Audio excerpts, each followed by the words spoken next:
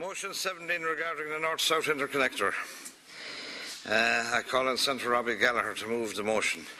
You have 12 minutes, Senator. Gorma go dasca hirlach an tara bawilum dus falchak or odgaji and chas shahanu.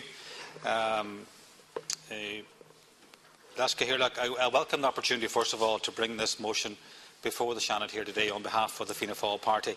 The North-South Interconnector has been a serious issue for the people of Cavan, Monaghan and Meath since it was first mooted back in 2007-2008. As a result of the recent decision by Bord Pleanála to award planning permission for the project, that is to construct 299 pylons that are between 25 metres and 51 metres in height, Fianna Fáil have felt compelled to bring this motion before the House. I am hoping that all parties in the House today support this motion. The North-South Interconnector, as I'm sure, Minister, you can appreciate, has caused great stress and annoyance to the people that live along the route of counties Monaghan, Cavan, Meath and indeed Tyrone and Armagh.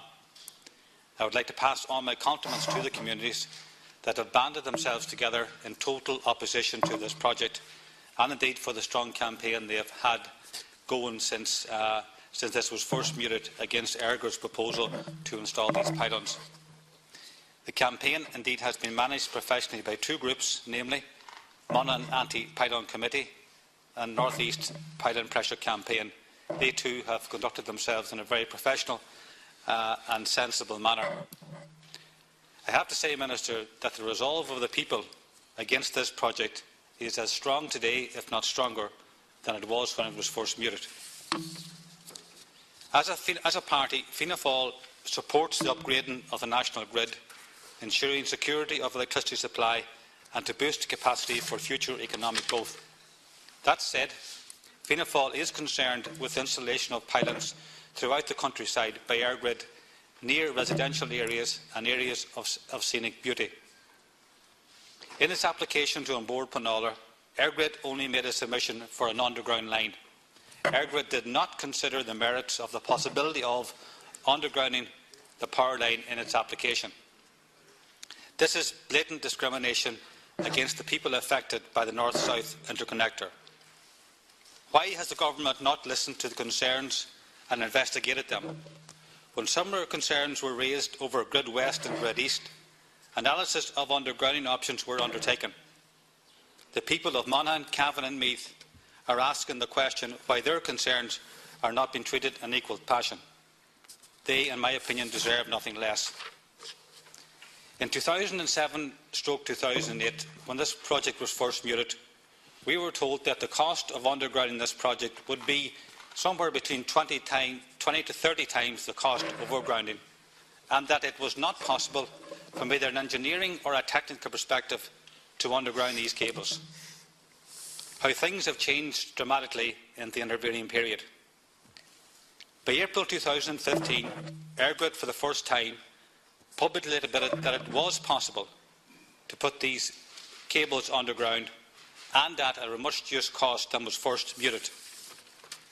Furthermore, recent international experience has disproved claims that underground lines are not feasible for developments for projects such as this. This can be seen in the Allegro project, which is a project which runs between Germany and Belgium, is approximately 90 kilometres in length and which can carry 1,000 megawatts.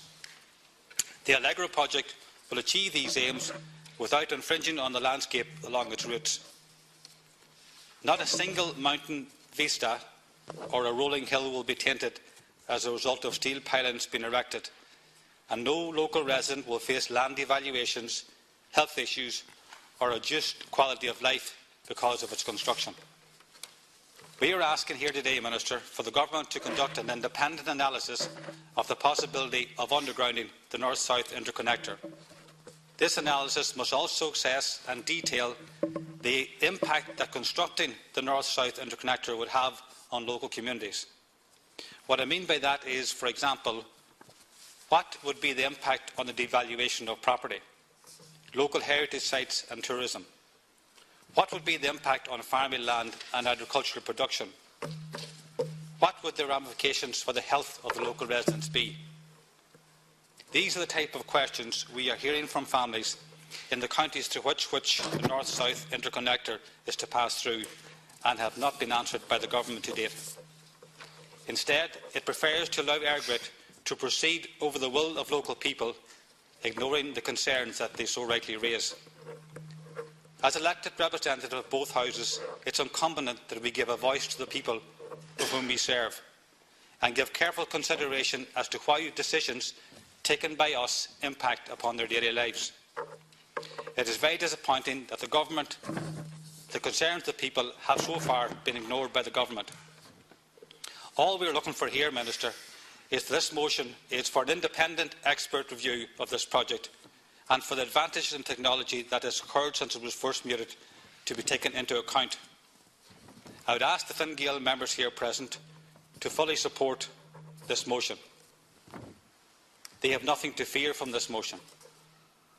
Someone said one time, it's never too late to do the right thing, and I would appeal to the Fine Gael members to put their shoulder to the wheel, to speak up for the people they represent and fully support this motion this afternoon. With the support of the members of this House, I hope this motion will address the genuine fears expressed by the people of Monaghan, Cavan and Meath. Minister, I would like to thank you very much for your response, and indeed I would like to thank you as well. As you mentioned in your contribution, you did meet the action groups, and I know you were in great physical pain at that time, and I want to, on behalf of the elected members present, and indeed the people from the community that were there, to thank you most sincerely for that. I also like to welcome Deputy Shane Castles here, and indeed Councillor Clifford Kelly from County Cavan, all of which, along with other public reps, have been such a strong voice in opposition against this project as presented to us. And indeed to the councillors of Monaghan, my former colleagues, and indeed all the councillors of Cavan and Meath, who have also spoken with one voice on this particular issue. Minister, I have to say I take issue with a number of points that you made in your statement. The first one is that you seem to be implying that we are against upgrading the infrastructure or against this project per se. I would like to make that on the record very clear. We're very much for this project. The issue we have is the fact that it's been overgrounded as opposed to undergrounding. You also said that, and you made a point about the fact that some people were playing politics.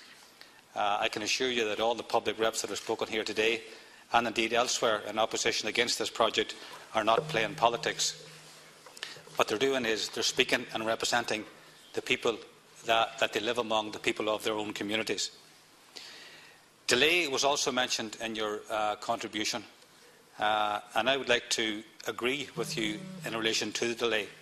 But I think it's important that when we're apportioning praise for the blame, it should go in the proper direction. It should go in EirGrid's direction. As a result of making a hen's or a dog's dinner, take your pick, of the initial application, at a cost to the taxpayer of €8 million, that's the reason for the delay. And it was due to EirGrid's incompetence in the manner in which they handled the application that was first cited and first discovered by the late Councillor Owen Bannigan, who since passed away, unfortunately, who was a great champion, among others, of this particular project, and it was Owen Bannigan who discovered that at that time. Your statement also mentioned the cost of undergrounding. I think it's important that we touch briefly on this. In your statement, you mentioned that an expert group in 2012 maintained that it would be 3 times the cost to underground this than it would to overground it. I accept that point. If you go back 4 years earlier, the same experts were telling us that it would cost 20 to 30 times the cost. So we move on 4 years from 2008 to 2012, and we discover that the cost has now dropped from 20 to 30 times down as far as 3 times. That was 2012. We're moving on now 5 years, and I would contend that the cost has even reduced even more so in that period. We also have the advances in technology as well, and I think that by us going ahead with an independent study, people will have clarity in relation to what the true cost of this particular project is. I must say I was very disappointed to learn of the Fine Gael deputies from the affected counties of Cavan, Monaghan and Meath, who, when they had an opportunity to put on the record their opposition to this project, decided to keep their mouths closed and say nothing. But yet and all, when they hit the local airwaves or the national airwaves, they're trying to fool the people into thinking that they're against it. I think this is an opportunity now for the Fine Gael members of this House to put up and say where they stand in relation to this project, and I sincerely hope that they will join with the rest of the colleagues of the House in supporting the motion as put forward by